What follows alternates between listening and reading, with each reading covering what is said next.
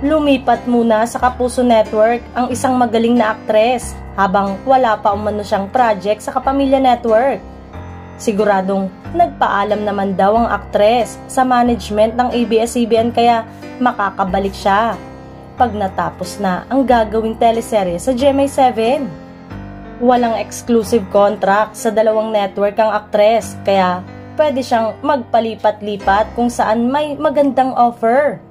Curious lang ang press kung alam ng aktres na makakasama niya sa teleserye sa Kapuso Network ang isang aktor na nakabangga niya noon, ngunit hindi nila inamin pareho na nagka-issue sila noon. Sa bagay, maganda na magkasama ang aktor at ang aktres sa isang show. Paraan ito para ipaalam na in good terms sila, na hindi totoong nagka-issue sila at pwede silang magkatrabaho.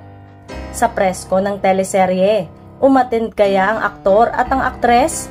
Bukod dito, may iba pang big stars mula sa ibang TV network ang lilipat sa GMA7 ngayong 2024. Bukod pa dito, mas pinalakas pa nila ngayon ang talent management arm ng Kapuso Network, ang Sparkle na dating GMA Artist Center. We are doing a lot of efforts sa Sparkle to have our own.